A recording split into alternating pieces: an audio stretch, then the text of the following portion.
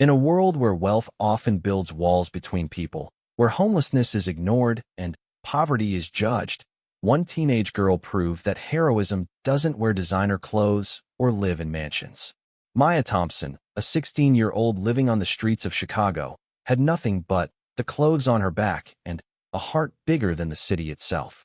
What happened on that cold December evening would change two lives forever, hers and that of billionaire tech mogul Robert Harrison's only son. When fate brought together a girl society had forgotten and a boy who seemed to have everything, the result was a medical miracle that left doctors speechless and an act of generosity that reminded the world what truly matters.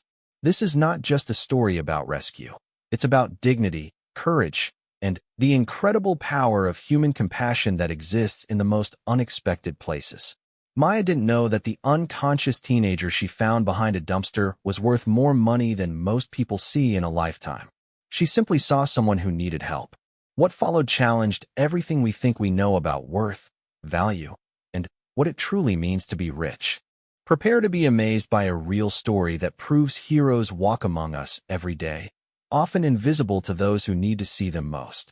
Maya Thompson pulled her thin jacket tighter as the December wind cut through downtown Chicago like a frozen blade.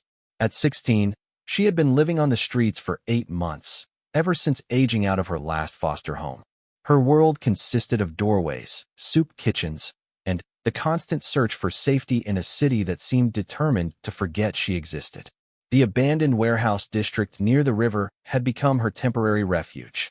Most people avoided this area after dark, which made it perfect for someone trying to stay invisible. Maya had learned the hard way that visibility meant vulnerability. She carried everything she owned in a worn backpack: 2 changes of clothes, a water bottle, some crackers she had saved from lunch at a downtown mission, and a small first aid kit she had assembled from items found in dumpsters behind pharmacies. That evening felt different somehow.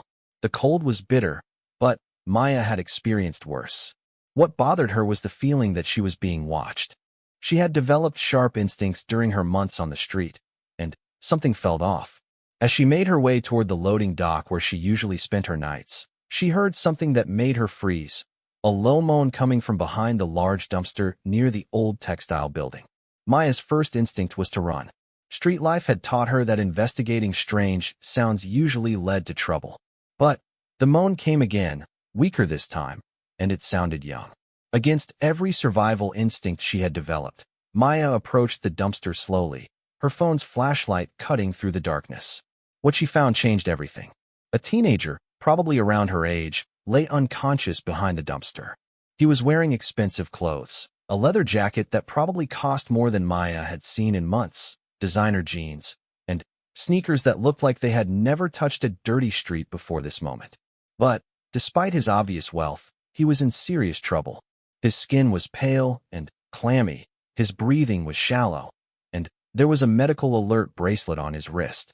Maya knelt beside him, her heart racing. She checked his pulse the way she had learned in a basic first aid class at her last foster home. Weak, but steady.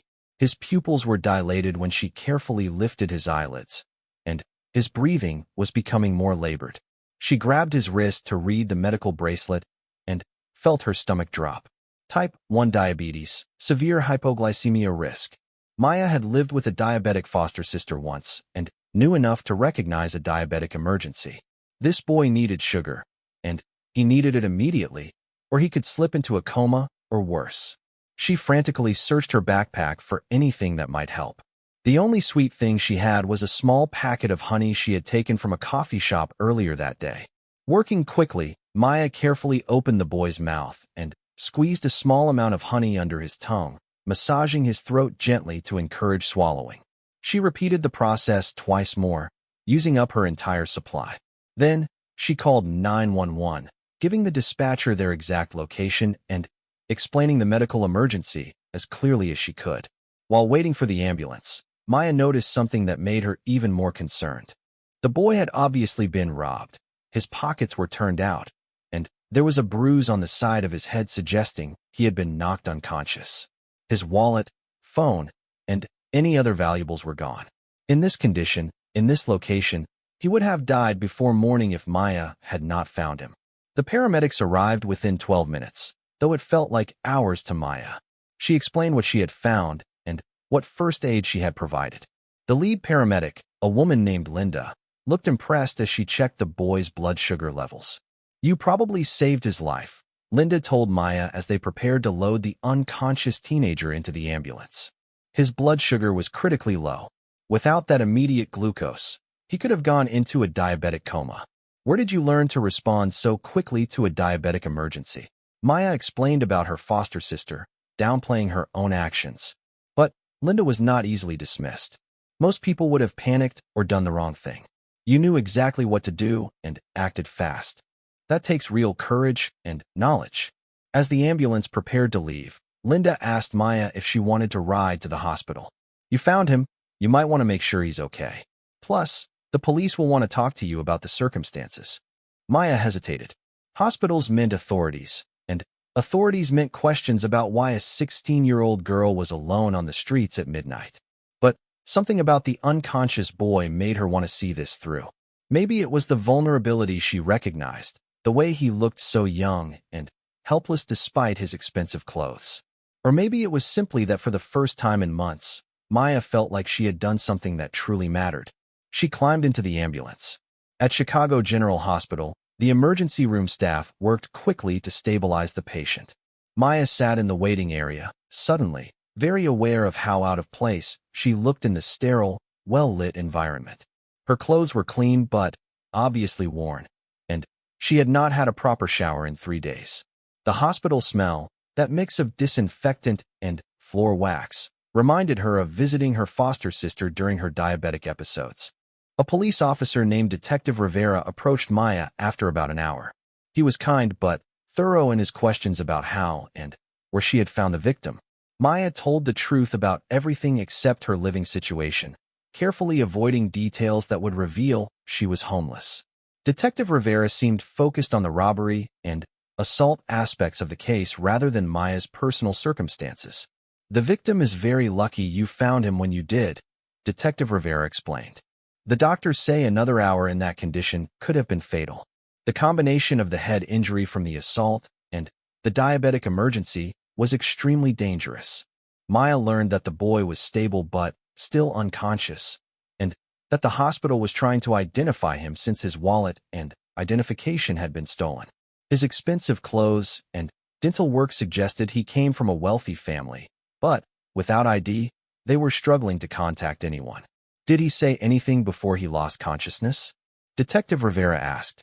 "Any clue about who he might be or what happened?" Maya shook her head. She had found him already unconscious and had focused entirely on the medical emergency. But something was bothering her about the whole situation. What was an obviously wealthy teenager doing alone in the warehouse district after dark? That area was not somewhere anyone would go unless they had to be there.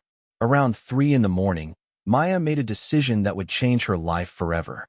Instead of leaving the hospital and returning to her uncertain life on the streets, she asked if she could stay until the boy woke up. The overnight nurse, touched by Maya's concern for a stranger, found her a chair in a quiet corner of the waiting area where she could rest. Maya dozed fitfully until sunrise, when the sound of hurried voices and expensive shoes on hospital floors woke her. A well-dressed man in his 50s was speaking urgently with hospital staff at the reception desk. Behind him, a woman in an elegant coat was crying quietly into her phone. "My son has been missing since yesterday evening," the man was saying, his voice tight with controlled panic. "Michael Harrison, 16 years old, type 1 diabetic. He was supposed to be home by 8 o'clock. We've been calling hospitals all night." Maya's heart began to race as she realized she was witnessing the boy's parents discovering where he was. But as she watched the reunion unfold, she also began to understand exactly who she had rescued. Michael Harrison was not just any wealthy teenager. His father was Robert Harrison, the founder of Harrison Technologies, one of the largest tech companies in the Midwest. Maya had seen his face on billboards around the city advertising the company's latest software innovations. The Harrison family was featured regularly in Chicago's social pages, known for their philanthropy and business success. Maya had saved the life of one of the richest families in Chicago's only child. As the medical team explained Michael's condition to his parents, Maya overheard enough to understand the full scope of what had happened. Michael had been walking back to his car from a friend's house in a safe neighborhood when he was attacked and robbed. The assault had disoriented him, and, in his confused state, he had wandered nearly 2 miles before his blood sugar crashed, leaving him unconscious in the one place where he might never have been found. Dr. Sarah Chun, the attending physician, explained to the Harrison parents how their son had been discovered and treated. A young woman found your son and provided immediate first aid that likely saved his life. She recognized the signs of diabetic emergency and administered glucose before calling 911. Without her quick thinking and knowledge, this could have had a very different outcome. Mrs. Harrison looked around the waiting area desperately. Where is she? We need to thank her. Maya stood up slowly from her chair in the corner, suddenly feeling very small and very aware of the enormous gap between her world and theirs. But, as the Harrison family turned to look at her, she saw something in their eyes that she had not expected, not judgment or surprise at her obvious poverty, but genuine gratitude and respect. Robert Harrison approached Maya directly, extending his hand with the same courtesy he might show a business partner. You saved our son's life. We cannot begin to express our gratitude. Maya shook his hand, surprised by the sincerity in his voice. I just did what anyone would do, she said quietly. No, Mrs. Harrison interrupted, joining them with tears still in her eyes. Most people would not have known what to do, or they might have been too scared to help. You stayed with him, you helped him, and you made sure he got to the hospital safely. That is not something just anyone would do. As the morning progressed, and Michael gradually regained consciousness, Maya found herself drawn into the Harrison family's circle of concern and gratitude. Michael was confused and weak, but, as his condition stabilized, his parents explained what had happened and who had rescued him. Michael's first words to Maya were simple but profound. Thank you for not walking away. Those words hit Maya harder than she expected, because walking away was exactly what her survival instincts had told her to do. In her world, getting involved meant risking exposure, and exposure meant danger. But something about finding another young person in distress had overridden all her careful self-preservation strategies. Dr. Chen explained that Michael would need to stay in the hospital for observation and additional tests, both for the head injury from the assault and to stabilize his diabetes management after the severe episode. The combination of physical trauma and metabolic crisis had been extremely dangerous, and they wanted to ensure there were no lasting effects. As the medical team discussed Michael's treatment plan, Maya began to feel increasingly out of place. The Harrison family was obviously relieved and grateful, but Maya belonged to a different world entirely. She started to excuse herself, planning to return to the harsh realities of street life, when Robert Harrison asked her a question that stopped her cold. Maya, can we talk privately for a moment? Maya followed him to a quiet corner of the hospital corridor, wondering if he had somehow figured out that she was homeless.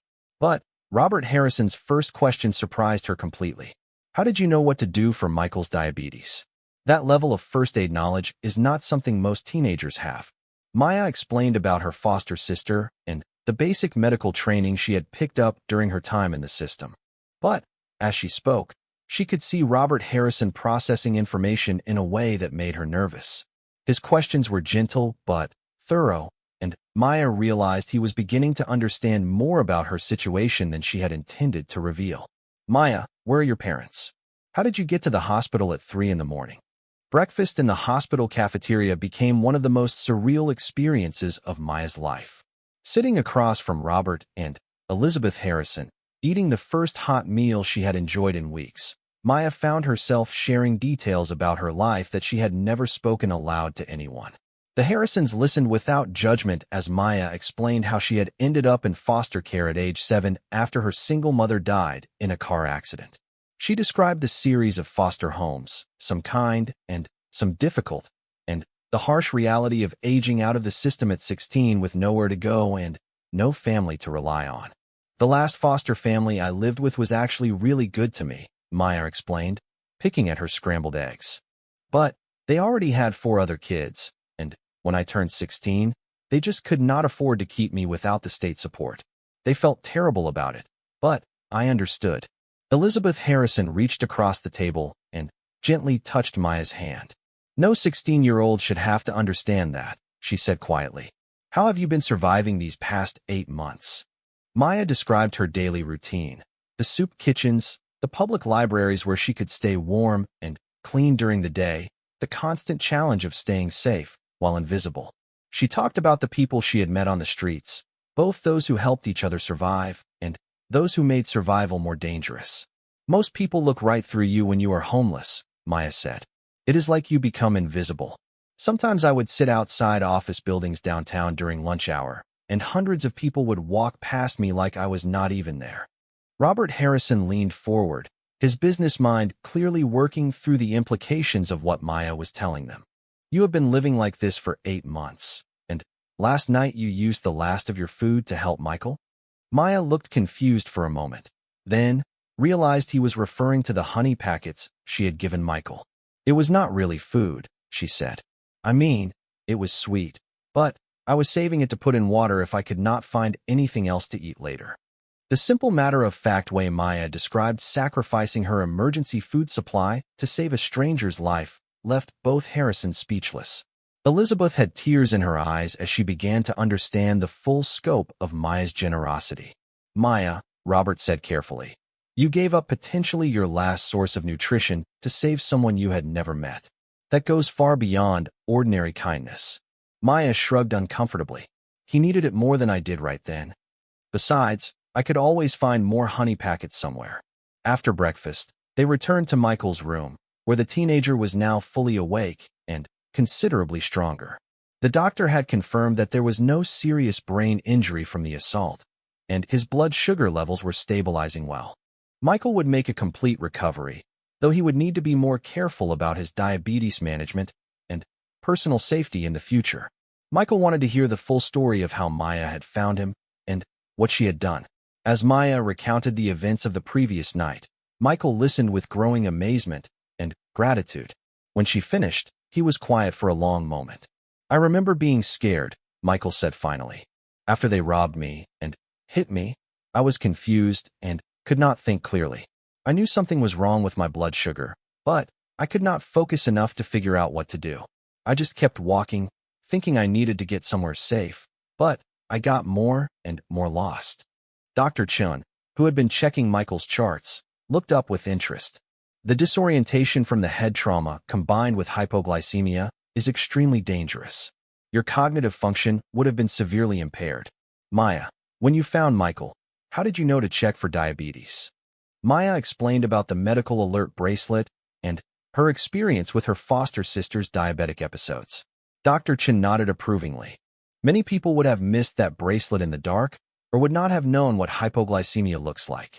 Your quick recognition and treatment probably prevented Michael from slipping into a diabetic coma. As the morning progressed, other family members began arriving at the hospital. Michael's grandparents came first, followed by several aunts and uncles who had been part of the search effort throughout the night. Each person was introduced to Maya as the young woman who saved Michael's life, and Maya found herself overwhelmed by the gratitude and attention. Michael's grandmother, a sharp-eyed woman named Margaret Harrison, sat with Maya while the rest of the family discussed Michael's recovery with the medical team. Margaret had clearly been observing Maya carefully throughout the morning. You have an interesting perspective on life for someone so young, Margaret said. Living on the streets must have taught you things that most teenagers never learn. Maya nodded carefully, unsure where this conversation was heading. Margaret continued, my husband built Harrison Technologies from nothing. He always said that the most valuable employees were the ones who had learned to solve problems under pressure and think clearly in crisis situations. You certainly demonstrated those abilities last night. Before Maya could respond, Robert Harrison approached them with a serious expression. Maya, my family, and I have been discussing something important. We would like to make you an offer, but I want you to understand that there are no strings attached to our gratitude for what you did for Michael. Maya felt her stomach tighten with anxiety. In her experience, offers from wealthy people often came with expectations or conditions that were not immediately obvious. We would like to help you get off the streets, Robert continued. Not as charity, but because we believe you have demonstrated qualities and abilities that could take you far in life with the right opportunities. Elizabeth Harrison joined the conversation, her voice gentle but firm. Maya, we have a guest house on our property that sits empty most of the time. You would be welcome to live there while you finish high school and figure out what you want to do with your future. Maya stared at them in shock. I do not understand. You want me to live at your house? Not in our house, Robert clarified. The guest house is completely separate and private. You would have your own space, your own entrance, complete independence. We are simply offering you a safe place to live while you get your life established. Maya's first instinct was to refuse. The offer seemed too good to be true, and her street experience had taught her to be suspicious of anything that seemed too good to be true. Why would you want to do this? I mean, I am grateful that I could help Michael, but this seems like too much. Michael spoke up from his hospital bed. Maya, you saved my life when you could have just walked away. You used your own food to help me even though you were living on the streets. If someone did that for me, I would want my family to help them however we could. Margaret Harrison added her perspective. Dear, in my experience, character is revealed in crisis situations. Last night you showed extraordinary character. My family has been blessed with success and resources, and we believe in using those blessings to help people who demonstrate the kind of qualities you showed. Maya felt overwhelmed by the offer and the reasoning behind it. I would not even know how to live like that, she admitted. I have been taking care of myself for months. I would not know how to accept help. Elizabeth Harrison smiled.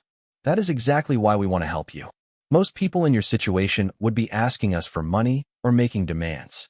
You are hesitant to accept help even when it is freely offered. That tells us a lot about who you are. Dr. Chin interrupted the conversation to discuss Michael's discharge instructions. He would be released the following day with strict guidelines about diabetes management and follow-up care for the head injury. The family would need to monitor him closely for any signs of complications. As the medical discussions continued, Maya found herself thinking about the offer the Harrisons had made. Part of her was terrified by the idea of accepting such generosity from people she barely knew. Another part of her was exhausted by the constant struggle of street life and tempted by the possibility of safety and stability. Detective Rivera returned that afternoon with updates about the investigation into Michael's assault and robbery. The police had identified several suspects based on security camera footage from the area where the attack occurred.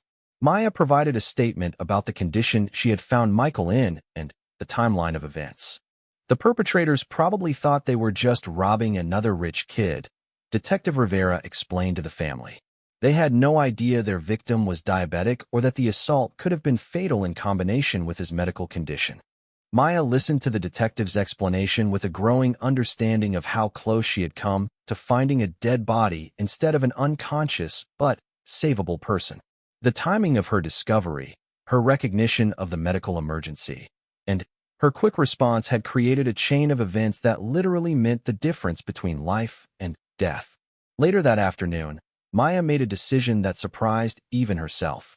She asked Robert Harrison if she could see the guest house before giving him an answer about their offer. Of course, Robert replied immediately. Would you like to come home with us this evening after Michael is discharged tomorrow? You could look around, see if you think it would work for you, and take as much time as you need to decide. Maya agreed, though she insisted on maintaining her independence by taking public transportation to their house rather than riding with the family. She wanted to preserve her ability to leave if she felt uncomfortable or out of place. The Harrison family lived in Lincoln Park, one of Chicago's most exclusive neighborhoods. Their house was beautiful but not ostentatious, a large, elegant home surrounded by mature trees and careful landscaping. The guest house sat behind the main residence, connected by a stone walkway, but completely private. Maya was amazed by the guest house. It was larger than some of the apartments she had lived in with foster families, with a full kitchen, living room, bedroom, and bathroom. Everything was furnished simply but comfortably, and large windows overlooked a small garden area. The guest house has its own utilities and internet, Elizabeth explained as they toured the space. You would be completely independent. We are often traveling for business, so there would be long periods when you would have total privacy. Maya stood in the middle of the living room, trying to process the reality of what was being offered. I still do not understand why you want to do this for me, she said quietly. Robert Harrison sat down on the couch and gestured for Maya to join him.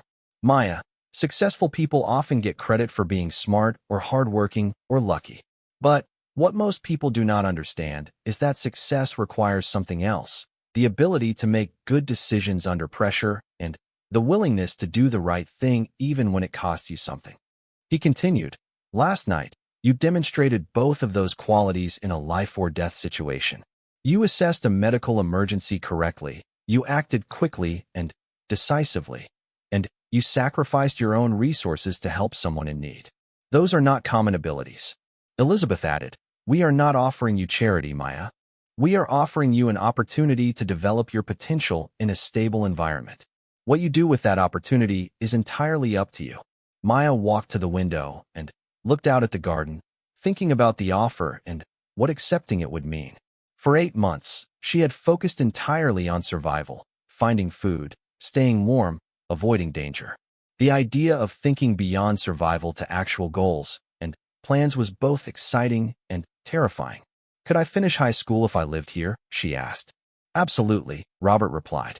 Lincoln Park High School is one of the best public schools in the city, and you would be in their district.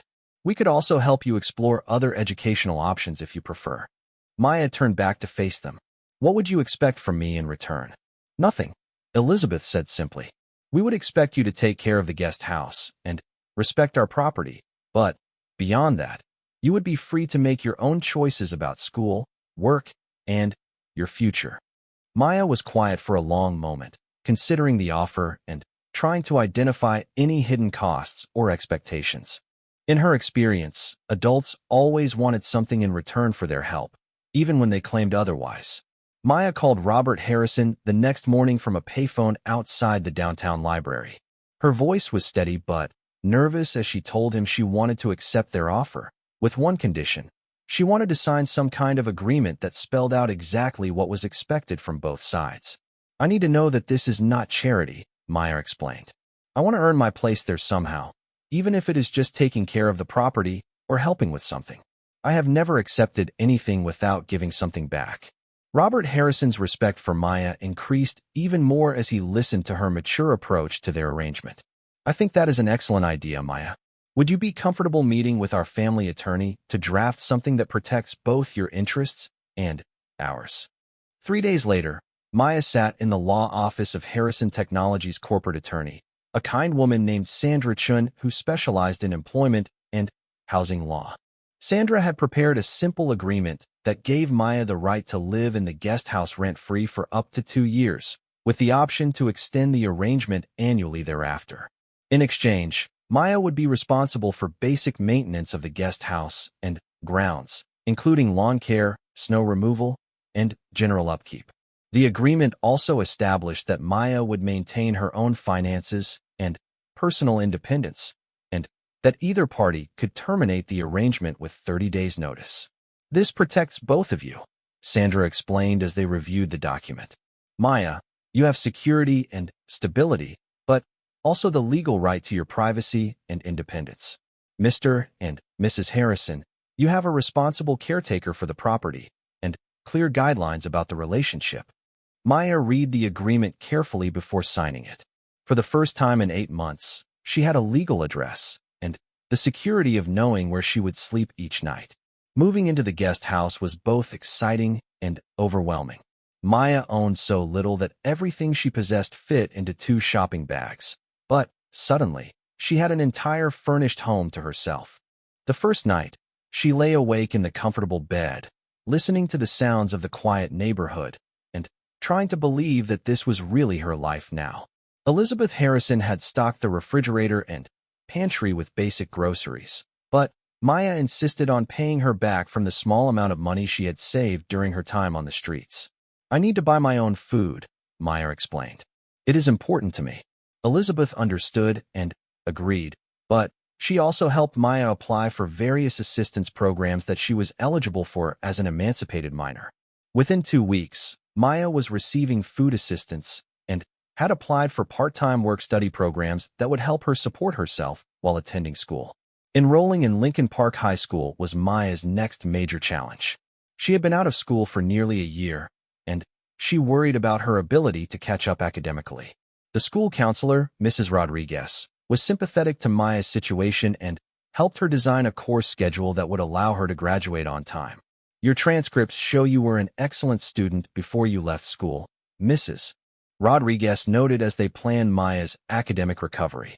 "With some extra effort, and possibly summer school, you should be able to graduate with your original class." Maya threw herself into her studies with determination that impressed her teachers. Having a safe place to live and adequate nutrition made an enormous difference in her ability to concentrate and learn. Within a month, she was catching up in all her classes and even excelling in several subjects. Michael Harrison had recovered completely from his assault and diabetic emergency. He was back in school and managing his diabetes carefully, with new safety protocols that his family had implemented. Maya and Michael had developed a friendship based on their shared experience, though they were careful to maintain appropriate boundaries given their different social situations. "Maya saved my life, but she also taught me something important," Michael told his parents one evening. "I always took my security and comfort for granted. Knowing that someone who has so little was willing to risk so much to help me makes me want to be a better person." Robert Harrison had been watching Maya's adjustment to her new life with growing admiration. She approached every challenge with the same calm competence she had shown during Michael's medical emergency. She learned to use the washer and dryer, figured out how to manage the guest house utilities, and maintain the property with meticulous care. More importantly, Maya had begun to display leadership qualities that Robert recognized from his business experience. When she noticed that the elderly neighbor next door was struggling with her yard work, Maya offered to help. When she learned that several homeless individuals were sleeping in the park near the high school, Maya organized a volunteer group to distribute care packages during lunch periods. Maya has natural problem-solving abilities and genuine compassion, Robert told Elizabeth one evening. "Those are rare qualities in someone so young, especially someone who has been through what she has experienced." Elizabeth had been equally impressed by Maya's character and maturity.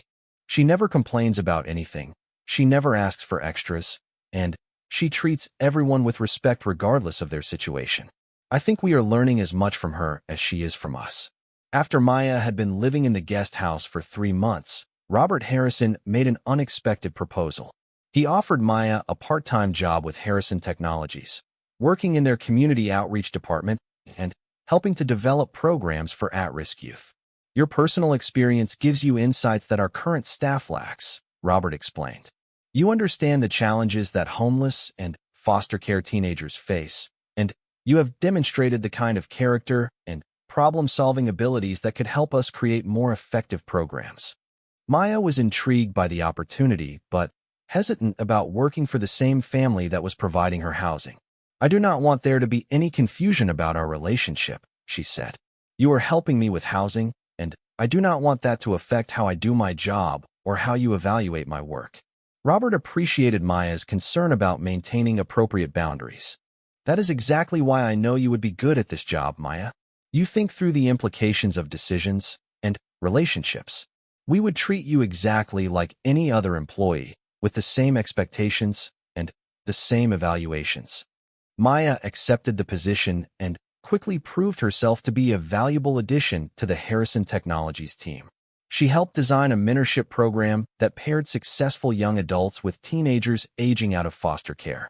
She also developed partnerships with local shelters to provide computer training and job skills workshops for homeless youth. Dr. Patricia Williams, the Director of Community Outreach for Harrison Technologies, was initially skeptical about hiring someone so young for such an important position. But Maya's understanding of the issues facing at-risk youth, combined with her natural communication skills, quickly won her over. "Maya brings authenticity to our programs that we could never achieve otherwise," Dr. Williams explained to Robert during Maya's first performance review. When she talks to homeless teenagers about education and job training, they listen because they know she has been where they are. Maya's success at Harrison Technologies and in school began attracting attention from other organizations working with at-risk youth. She was invited to speak at conferences about her experiences and the programs she was helping to develop. Maya was uncomfortable with the attention at first, but she gradually learned to use her platform to advocate for other young people in difficult situations.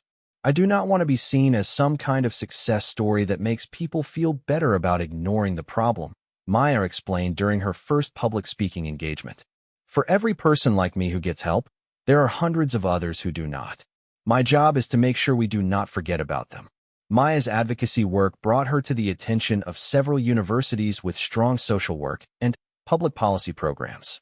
By her senior year of high school, she had received scholarship offers from multiple schools, including Northwestern University and the University of Chicago. The decision about college was complicated for Maya. She had grown comfortable with her life in the Harrison guest house and her work at Harrison Technologies. Leaving for college would mean giving up the stability and relationships she had built over the past year and a half. I am scared to leave, Maya admitted to Elizabeth Harrison during one of their regular conversations. This is the first real home I have had since I was 7 years old. What if I cannot handle being on my own again? Elizabeth understood Maya's fears, but she also recognized that Maya had outgrown her current situation and was ready for new challenges. Maya, when we first met you, you were surviving on your own under the most difficult circumstances imaginable. You have proven that you can handle anything life throws at you. Robert Harrison had his own perspective on Maya's college decision. Maya, you have demonstrated leadership abilities and a commitment to helping others that could take you anywhere you want to go. College is not just about education. It is about expanding your opportunities to make a difference in the world. Michael, now in his junior year of high school, also encouraged Maya to pursue higher education. You saved my life, but you have also inspired our whole family to think differently about service and giving back. You should go to college so you can help even more people. As Maya considered her college options, she also reflected on how much her life had changed since that cold December night when she found Michael behind the dumpster. She had gone from sleeping in doorways and scraping for food to living in a beautiful guest house and working for a major corporation. More importantly, she had discovered her passion for helping other young people navigate the systems and challenges she had overcome herself. Dr. Sarah Chun, the emergency room physician who had treated Michael, had stayed in touch with Maya throughout her recovery and adjustment period. Dr. Chin had been so impressed by Maya's quick thinking and medical knowledge that she had encouraged Maya to consider healthcare as a career path. You have natural diagnostic abilities and the kind of calm competence that makes for an excellent physician, Dr. Chin told Maya during one of their mentoring conversations. Medical school would give you the tools to help people in crisis situations, just like you helped Michael. Maya was intrigued by the possibility of becoming a doctor, but she was also drawn to social work and public policy as ways to address the systemic issues that created homelessness and poverty. The scholarship offers she had received would allow her to pursue any of these paths without worrying about financial constraints. Margaret Harrison, Michael's grandmother, offered Maya another perspective on her college decision. As someone who had watched her family build their business empire from nothing, Margaret understood both the importance of education and the value of seizing opportunities when they arose. Maya, dear, you have already proven that you can succeed in any environment, Margaret told her during a Sunday dinner at the main house. The question is not whether you can handle college, but which path will allow you to have the greatest impact on the problems you care about solving. As Maya's senior year progressed, she gradually came to understand that her time with the Harrison family had been preparation for a larger purpose. She had gained not only stability and education, but also confidence in her abilities and clarity about her goals. Maya's relationship with the Harrison family had evolved from gratitude and dependence to mutual respect and genuine affection. They had become the family she had never had, but they had also raised her to be independent and ambitious in pursuing her own path. Maya's graduation from Lincoln Park High School was attended by an unlikely gathering of people whose lives she had touched during her 2 years of stability and growth. The Harrison family sat in the front row, beaming with pride as Maya walked across the stage as valedictorian of her class. Her graduation speech focused on the importance of helping others regardless of their circumstances, received a standing ovation from the entire auditorium. Dr. Chun was there, along with several nurses from Chicago General who had witnessed Maya's quick thinking during Michael's medical emergency. Detective Rivera attended, having followed Maya's story with interest as she transformed from a homeless teenager into a community leader. Even Sandra Chun, the attorney who had helped draft Maya's housing agreement, came to celebrate the young woman's achievement. Mrs. Rodriguez, Maya's high school counselor, was particularly emotional as she watched Maya graduate. In 30 years of education, I have never seen a student overcome more obstacles or achieve more in such a short time, she told the Harrison family after the ceremony. Maya is going to change the world. But perhaps the most significant attendees were the dozen homeless and foster care teenagers that Maya had been mentoring through her work at Harrison Technologies. These young people, ranging in age from 14 to 18, had become Maya's primary focus during her final year of high school. She had worked individually with each of them to help them navigate the educational, social, and legal systems that determined their futures. Among these teenagers was Jessica Martinez, a 15-year-old who had been living on the streets for 6 months when Maya first encountered her at a downtown shelter. Jessica was now in stable housing and back in school, having followed the same path that Maya had pioneered. Maya taught me that being homeless does not mean being hopeless, Jessica said during the graduation reception. She showed me that you can lose everything and still find a way to build a good life. Another of Maya's ments, David Kim, had aged out of foster care at 18 with no family support and limited education. With Maya's guidance, David had obtained his GED and was preparing to start community college in the fall with plans to become a social worker himself. Maya never talked down to us or made us feel like charity cases, David explained to Robert Harrison. She understood what we were going through because she had been there herself. That made all the difference. Maya's impact extended beyond individual mentoring relationships. The youth program she had helped develop at Harrison Technologies had served more than 200 young people in the Chicago area and were being replicated in other cities. Maya had authored several articles about youth homelessness and foster care reform that had been published in social work journals and policy magazines. Dr. Williams from Harrison Technologies announced at Maya's graduation reception that the company was establishing the Maya Thompson Fellowship for Youth Advocacy, a scholarship program that would send one exceptional young person from an at-risk background to college each year with full support for both education and housing. Maya has taught us that talent and character exist in every community, Dr. Williams explained to the gathered crowd. This fellowship will help us identify and support other young people who have the potential to make a difference in the world. Robert Harrison had his own surprise for Maya's graduation. Harrison Technologies had created a full-time position for Maya as youth program coordinator, with a salary and benefits package that would allow her to support herself independently while attending Northwestern University. The job would involve part-time work during the school year and full-time employment during summers and breaks. Maya, you have already proven yourself to be an exceptional employee and program developer, Robert announced as he offered her the position. This job will allow you to continue the work you are passionate about while pursuing your education. Maya was overwhelmed by the offer and the recognition it represented. The position would not only provide financial security, but also give her a platform to continue advocating for youth services reform on a larger scale. 2 years ago, I had nothing and no one, Maya said in her acceptance speech. Today, I have a family that chose me, a career that fulfills me, and an education that will prepare me to help others. But, most importantly, I have learned that every person has value and potential, regardless of their circumstances. Maya's transition to Northwestern University was smoother than she had anticipated.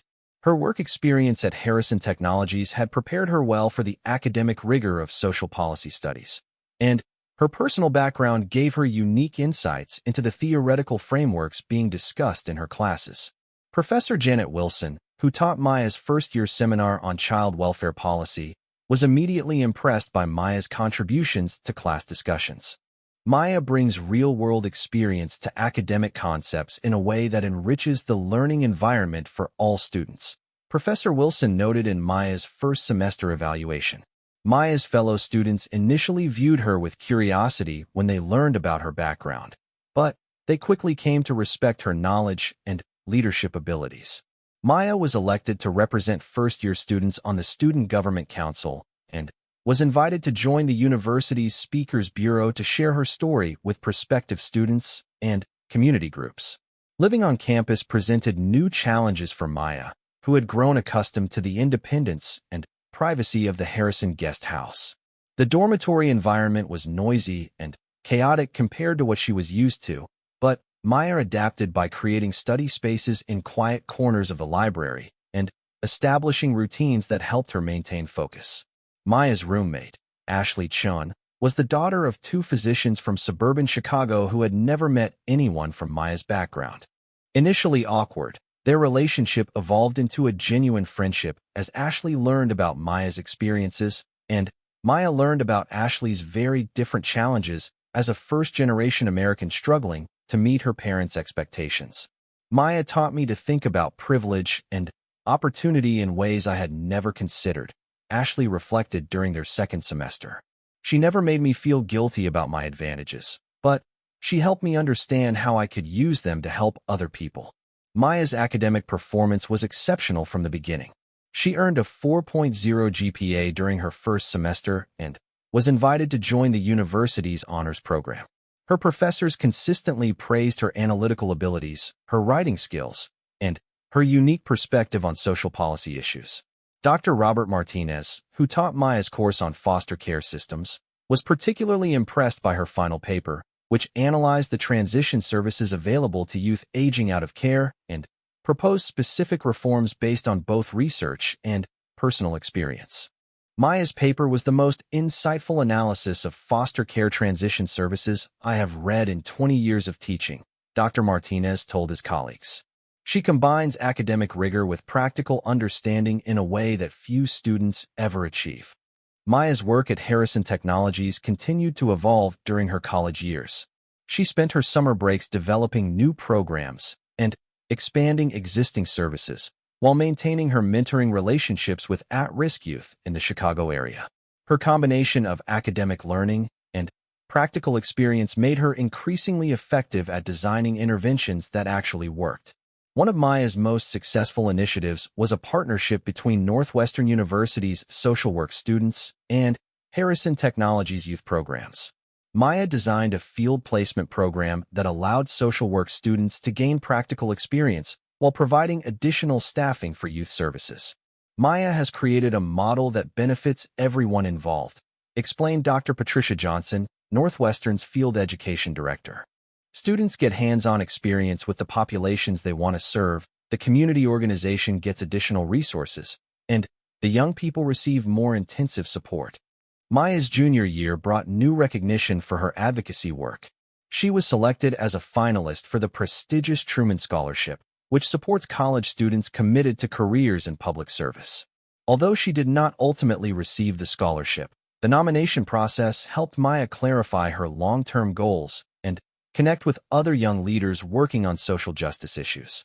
The nomination essay Maya wrote for the Truman Scholarship articulated her vision for reforming child welfare systems based on her personal and professional experience. She proposed a comprehensive approach that would improve both the foster care system and the services available to youth experiencing homelessness. Current systems treat foster care and youth homelessness as separate issues, but many young people experience both, Maya wrote in her essay. We need integrated approaches that address the underlying causes of family instability and provide consistent support as young people transition to independence. Maya's academic advisor, Professor Ellen Davis, encouraged her to consider pursuing a doctoral degree after completing her bachelor's program. Maya has the intellectual ability and the practical experience to make significant contributions to research and policy development, Professor Davis explained. Graduate school would give her additional tools to achieve the systemic changes she wants to implement. Maya was intrigued by the possibility of graduate school, but she was also eager to begin working directly on reform efforts. She had seen too many young people fall through the cracks in existing systems to want to spend additional years in academic preparation. Michael Harrison, now a senior in high school himself, had become one of Maya's closest friends and strongest supporters. Their relationship had evolved from gratitude and circumstantial connection to genuine mutual respect and shared commitment to social justice. Maya changed my family's understanding of what it means to help people, Michael told his parents during his own college application process. We used to think charity was about writing checks to worthy causes. Maya showed us that real help requires understanding people's situations and working to change the systems that create those situations. Michael had decided to study business with a focus on social entrepreneurship, inspired by Maya's example of using private sector resources to address social problems.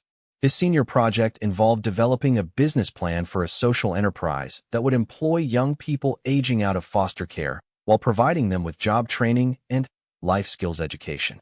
Elizabeth Harrison had watched Maya's growth and development with maternal pride and admiration. Maya has taught our family so much about resilience, determination, and the importance of using whatever advantages you have to help others, Elizabeth reflected as Maya approached graduation from college. Robert Harrison had come to view Maya as the daughter he had never had, but he was careful never to overstep the boundaries of their relationship. Maya had maintained her independence throughout college, supporting herself through her work at Harrison Technologies and refusing any financial assistance beyond her agreed-upon salary. Maya has shown us what it looks like to accept help while maintaining dignity and self-respect, Robert told his business colleagues who admired Maya's story. She never became dependent on our assistance, but used it as a foundation to build her own success. As Maya's senior year progressed, she faced important decisions about her post-graduation plans. She had received job offers from several nonprofit organizations and government agencies, including the Illinois Department of Children and Family Services and the National Foster Care Coalition. But Maya had also developed her own vision for creating change in child welfare systems. Working with Sandra Chun, the attorney who had helped her years earlier, Maya began developing plans for establishing her own nonprofit organization focused on advocacy and direct services for youth aging out of care. I want to create the kind of organization that I wish had existed when I was 17 and sleeping behind dumpsters, Maya explained to her professors and mentors. Something that combines immediate assistance with long-term advocacy for systemic change. Maya's senior thesis project involved designing a comprehensive program model for supporting youth in transition from care to independence. The project combined her academic learning with her personal experience and her professional work at Harrison Technologies. Professor Wilson, who supervised Maya's thesis, described it as one of the most sophisticated undergraduate projects she had ever overseen.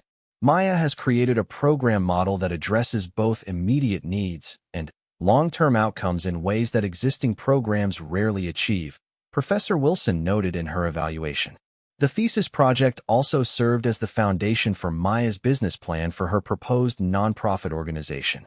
She envisioned an organization that would provide direct services to young people while also conducting research and advocacy work to influence policy at state and federal levels.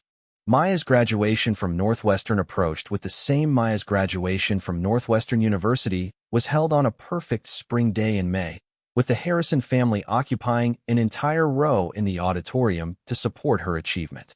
As Maya walked across the stage to receive her diploma summa cum laude, the applause from her section was thunderous and emotional. In the audience sat not only the Harrison family, but also dozens of young people whose lives Maya had touched through her advocacy work, former colleagues from Harrison Technologies, professors who had mentored her, and representatives from organizations across the country who had implemented programs based on Maya's innovations. Maya's graduation speech, delivered as the student speaker selected by her classmates, focused on the theme of building bridges from broken places. She spoke eloquently about how personal adversity could become a foundation for helping others and how individual success should be measured by its impact on community improvement. 4 years ago, I entered college as someone who had experienced homelessness, foster care instability, and educational disruption, Maya told the graduating class and their families. Today, I leave as someone who understands that those experiences were not obstacles to overcome, but preparation for the work I am meant to do in the world. The standing ovation that followed Maya's speech lasted nearly 5 minutes, with many audience members visibly moved by her words and her journey.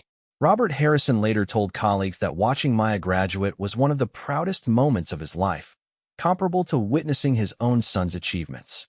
Within a week of graduation, Maya officially launched her nonprofit organization, which she named the Bridge Foundation for Youth Empowerment. The organization's mission was to provide comprehensive support services for young people aging out of foster care, while simultaneously advocating for policy reforms that would improve outcomes for all youth in care. Maya's approach to launching the Bridge Foundation reflected the same strategic thinking and careful planning that had characterized her academic and professional work.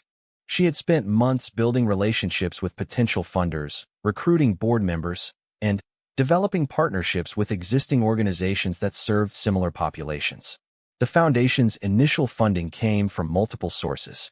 Robert Harrison and Harrison Technologies provided a substantial founding grant, but Maya had deliberately sought additional support to ensure the organization's independence and sustainability.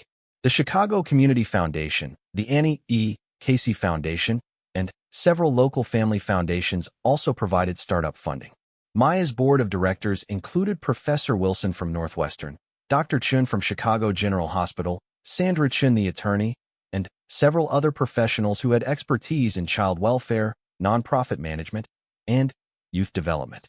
Maya had insisted on including 2 young people with foster care experience as voting board members, a practice that was unusual but reflected her commitment to centering the voices of those most affected by the systems she was working to change. The Bridge Foundation's first office was a modest space in downtown Chicago, not far from the warehouse district where Maya had once slept rough. Maya chose the location deliberately, wanting the organization to remain connected to the communities it served rather than isolated in a more affluent area. Maya hired her first staff members carefully, prioritizing people who combined professional expertise with personal understanding of the challenges facing youth in care. Her first employee was David Kim, the young man Maya had mentored who had successfully completed his associate degree and was preparing to transfer to a 4-year university to study social work. Maya gave me a chance when I had nothing, and now she is giving me the opportunity to help provide that same chance to other young people, David explained during his first week at the Bridge Foundation. This feels like coming full circle. Jessica Martinez, another of Maya's former men's, joined the foundation as a part-time outreach coordinator while finishing her senior year of high school. Jessica's role involved connecting with homeless youth in the community and helping them access services and support. The Bridge Foundation's approach to youth services was innovative in several key ways. First, Maya insisted that all programs be designed with input from young people who had lived experience of the systems being addressed.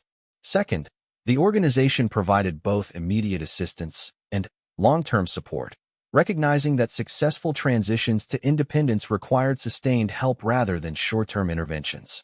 Third, Maya integrated advocacy and direct services using the stories and experiences of the young people served by the foundation to inform policy recommendations and legislative testimony. This approach ensured that advocacy efforts were grounded in real experiences rather than abstract theories.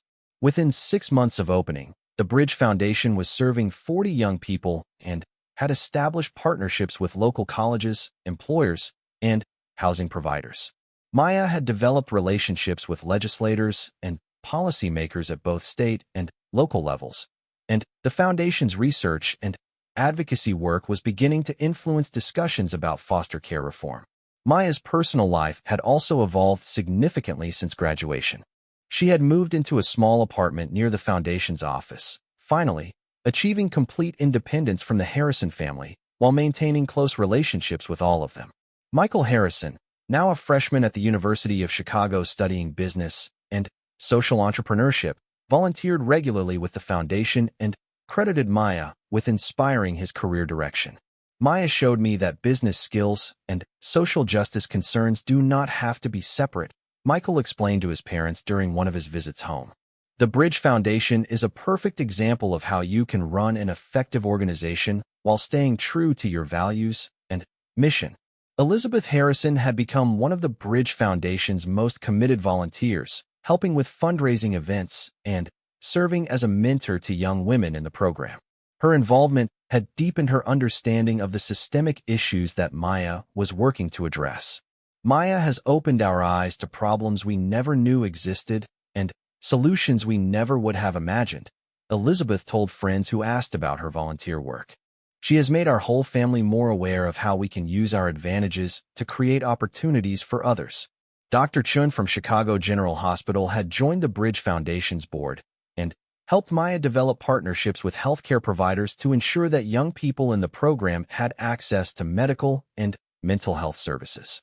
Dr. Chin's involvement stemmed from her continued admiration for Maya's quick thinking during Michael's medical emergency years earlier. Maya demonstrated exceptional judgment and competence under pressure when she was 16 and homeless, Dr. Chin reflected during a board meeting. Now she is demonstrating those same qualities as she builds an organization that could change thousands of lives. Maya's work at the Bridge Foundation began attracting national attention within the first year of operation.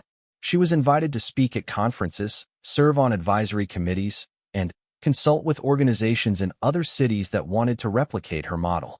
The Annie E. Casey Foundation featured the Bridge Foundation as a promising practice in their annual report on youth aging out of foster care. The report highlighted Maya's innovative approach to combining direct services with advocacy and her commitment to including young people with lived experience in all aspects of program design and implementation. Maya Thompson has created something unique in the field of youth services, wrote Dr. Jennifer Martinez, a senior program officer with the Casey Foundation. She combines personal experience, professional competence, and visionary leadership in ways that are transforming how we think about supporting young people in transition. Maya's success with the Bridge Foundation also brought opportunities for expansion and growth that she had not anticipated. Organizations in Milwaukee, Detroit, and Indianapolis requested her assistance in establishing similar programs in their communities. Maya was excited by the possibility of expanding her impact, but cautious about growing too quickly. "I want to make sure we maintain quality while we grow," Maya explained to her board during discussions about expansion. "It would be easy to replicate our programs superficially, but much harder to replicate the relationships and trust that make them actually effective." Maya decided to develop a formal replication model that would allow other communities to adapt the Bridge Foundation's approach while maintaining fidelity to its core principles. This involved creating detailed program manuals, training curricula, and evaluation tools that could be used by organizations in other cities. The replication initiative attracted additional funding from national foundations interested in scaling effective models for youth services. Maya used this funding to hire additional staff, including a replication coordinator and a research director who could document the foundation's outcomes and refine its approaches based on data and evaluation. 2 years after its founding, the Bridge Foundation was serving 150 young people annually and had facilitated successful transitions to independence for dozens of program participants. More importantly, the organization's advocacy work had contributed to legislative changes that improved services for all youth aging out of care in Illinois. Maya had testified before legislative committees, met with state officials, and worked with other advocates to pass legislation that extended foster care support until age 21, increased funding for transitional living programs, and improved coordination between child welfare and homeless services systems. Maya has become one of the most effective advocates for youth in care in the entire state, noted State Representative Sarah Johnson, who had worked with Maya on several pieces of legislation. She combines personal credibility with policy expertise in ways that make her incredibly persuasive. Maya's personal story continued to inspire people who heard her speak or read about her work. But Maya herself remained focused on systemic change rather than individual recognition. "Our goal should be to make sure that help is available to everyone who needs it, not just to the few who happen to encounter it by chance." Maya's relationship with the Harrison family had evolved into something deeper and more complex than the original rescue and gratitude dynamic. They had become a chosen family, bound together by shared values and mutual respect rather than just circumstances. Robert Harrison often told business colleagues that Maya had taught him more about leadership and vision than most of his professional mentors. Maya sees problems clearly, develops creative solutions, and implements them with determination and integrity, Robert explained. Those are the qualities that every successful leader needs. Margaret Harrison, now in her 80s, had lived long enough to witness Maya's transformation from a homeless teenager into a nationally recognized advocate and leader. Margaret's perspective on Maya's journey was shaped by her own family's history of building success from difficult circumstances. Maya reminds me of my late husband in his younger years, Margaret told family members during Sunday dinner. She has the same combination of vision, determination, and commitment to helping others that made him successful. I believe Maya will have an even greater impact than he did. As Maya approached her 25th birthday, she reflected on the journey that had brought her from sleeping behind dumpsters to running a nationally recognized nonprofit organization. The transformation seemed almost impossible to believe, but Maya understood that every step had built on the previous one in logical progression. People sometimes act like my success is some kind of miracle, Maya told Michael during one of their regular conversations. But it was not magic. It was the result of specific people making specific choices to help, combined with systems and opportunities that allowed me to build on that help. Maya's analysis of her own success informed her approach to helping other young people. She understood that individual resilience and determination were important, but that they were insufficient without supportive relationships, adequate resources, and systems that actually functioned effectively. The Bridge Foundation's success had created new opportunities for Maya to influence policy at the national level. She was appointed to serve on federal advisory committees, consulted with congressional staff on legislation affecting youth and care, and worked with national organizations to develop best practices for youth services. Maya's vision for the future involved continuing to grow the Bridge Foundation's impact, while also working to change the fundamental systems that created the need for her organization's services. She wanted to live in a world where no 16-year-old had to sleep behind dumpsters because they had aged out of care with nowhere to go. The ultimate measure of our success will be when organizations like the Bridge Foundation are no longer necessary, Maya explained to her staff during a strategic planning retreat. We want to work ourselves out of a job by creating systems that actually support young people effectively from the beginning. Maya's story had come full circle in many ways. The cold December night when she had found Michael Harrison unconscious behind a dumpster had set in motion a series of events that transformed both their lives and created ripple effects that continued to spread through communities across the country. Michael, now a junior at the University of Chicago, had established his own social venture focused on providing employment opportunities for youth aging out of care. His business model involved training young people in food service skills while operating a catering company that served corporate clients and special events. Maya saved my life that night, but she also showed me how to live a life that matters, Michael reflected as he prepared to expand his social venture to additional cities.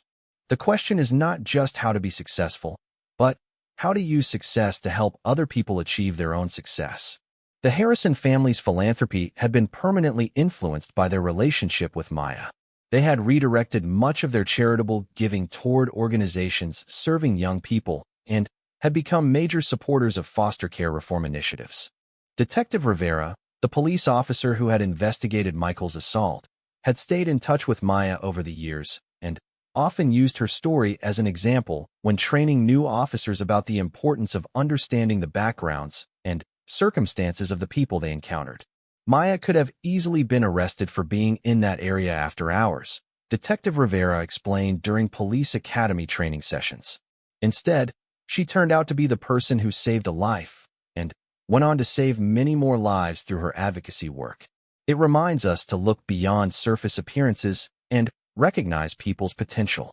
Dr. Chun continued to serve on the Bridge Foundation's board and had become one of Maya's closest mentors and friends.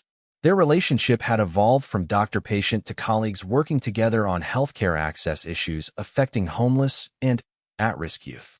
Maya's success had attracted attention from universities interested in recruiting her for graduate school, but Maya had decided that her current work was too important to interrupt for additional academic preparation.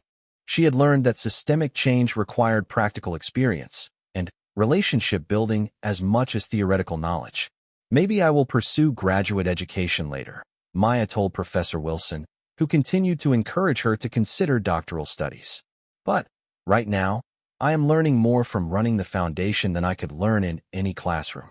As Maya celebrated the 5th anniversary of the Bridge Foundation's founding, she could point to concrete achievements that validated her approach to combining direct services with advocacy work. The organization was serving 300 young people annually, had facilitated successful replication in 12 other cities, and had contributed to policy changes that affected thousands of young people across multiple states. More importantly, Maya had helped change the national conversation about youth aging out of care. Her voice and the voices of the young people served by the Bridge Foundation had brought new urgency and authenticity to discussions about foster care reform. Maya has fundamentally changed how policymakers think about young people in care, noted Dr. Martinez from the Casey Foundation. She has moved the conversation from abstract policy discussions to concrete understanding of what young people actually need to succeed. Maya's personal journey from homelessness to national leadership had become a powerful example of what was possible when talented young people received appropriate support and opportunities. But Maya was careful to emphasize that her success should not be seen as evidence that existing systems were adequate. For every story like mine, there are hundreds of stories of young people who did not receive help at the right moment, Maya reminded audiences during her speaking engagements. Our responsibility is to create systems that work for everyone, not just for the lucky few. Maya's vision for the future involved expanding the Bridge Foundation's impact, while also working to address the root causes of family instability that led to children entering care in the first place. She had begun developing partnerships with organizations focused on poverty reduction, housing stability, and family preservation. Prevention is always better than intervention, Maya explained to her board as they discussed long-term strategic planning. If we can help families stay together safely, we can prevent children from entering care and experiencing the trauma and disruption that leads to poor outcomes. Maya's story continued to inspire people across the country, but Maya herself remained focused on the work rather than the recognition. She measured success by the number of young people who achieved independence and stability, not by the number of awards or media appearances she received. As Maya looked toward the future, she felt the same sense of possibility and determination that had carried her through her most difficult challenges. The homeless teenager who had once slept behind dumpsters had become a nationally recognized leader, but, more importantly, she had created pathways for other young people to achieve their own success and make their own contributions to positive change. Maya's legacy was not just her personal transformation, but the systems and opportunities she had created for others. The Bridge Foundation and its replication sites were serving thousands of young people. The policy changes Maya had advocated for were improving outcomes for even more young people. And the example she had set was inspiring a new generation of leaders with lived experience to become advocates for systemic change. The cold December night when Maya had found Michael Harrison had been a turning point not just for both of their individual lives, but for the lives of countless young people who would benefit from the work Maya had devoted her life to pursuing. What had begun as one act of compassion had become a movement for justice and opportunity that would continue long beyond Maya's own involvement. Maya understood that her success was not the end of the story, but the beginning of a larger transformation in how society supports its most vulnerable young people. She had proven that with appropriate help and opportunities, young people from the most difficult circumstances could not only survive, but thrive and contribute to positive change in their communities. The unlikely hero who had rescued a billionaire's son had become something more, a catalyst for systemic change that would rescue thousands of other young people from circumstances similar to those she had overcome. Maya's true reward was not the recognition or gratitude she had received, but the knowledge that her work was creating a more just and supportive world for the young people who would come after her. Fanfare and celebration that had marked her high school graduation. The Harrison family planned to attend, along with many of the young people Maya had mentored and the colleagues who had worked with her at Harrison Technologies. But Maya's college graduation would also mark a new beginning rather than just an ending. She had decided to establish her nonprofit organization immediately after graduation, using a combination of personal savings, small grants, and fundraising to launch her vision for comprehensive youth services. Maya has always been someone who creates her own opportunities rather than waiting for them to be offered, Robert Harrison observed as he watched Maya prepare for this next phase of her life. I am excited to see what she accomplishes when she is completely in charge of her own organization. Maya's story had attracted national attention by her senior year of college. She had been featured in several magazine articles about successful foster care alumni and had spoken at conferences across the country about youth homelessness and child welfare reform. But Maya remained focused on the work itself rather than the recognition it brought. The goal is not to be famous for overcoming adversity, she explained during a television interview about her upcoming graduation. The goal is to make sure that other young people do not have to face the same adversities I faced.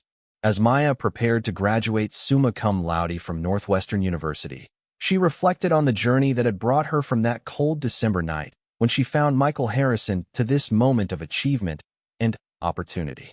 Every challenge had prepared her for the next phase of her mission to help other young people build successful lives despite difficult circumstances. You will always be part of our family, Elizabeth assured Maya as they discussed her college plans. No matter where you go or what you do, you will have a home here whenever you need one.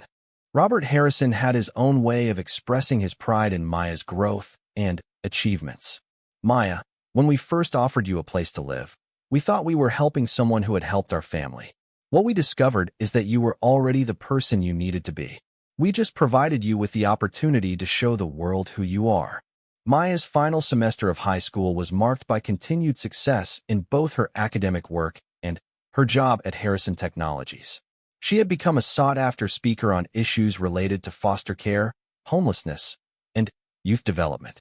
Several of the programs she had helped design were being implemented by other organizations across the Midwest. As graduation approached, Maya made her final decision about college. She accepted a full scholarship to Northwestern University's School of Social Policy, with plans to focus on child welfare and youth services. Her goal was to return to Chicago after graduation and work on reforming the systems that had failed her and continued to fail other young people. The Harrison family was enormously proud of Maya's decision and her plans for the future. Michael, now a confident and socially conscious high school student himself, had decided to volunteer with several of the youth programs Maya had helped create. Maya showed me that helping people is not just about writing checks or volunteering occasionally, Michael explained to his parents. It is about understanding problems from the perspective of the people who are experiencing them and working to fix the systems that create those problems in the first place.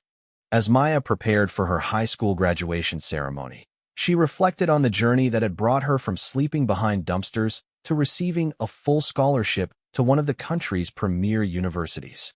The transformation seemed almost impossible to believe, but Maya understood that her success had been built on the foundation of character and determination she had developed long before she met the Harrison family. I need to think about this, she said finally. Of course, Robert agreed. Take as much time as you need. The offer stands whenever you are ready to accept it.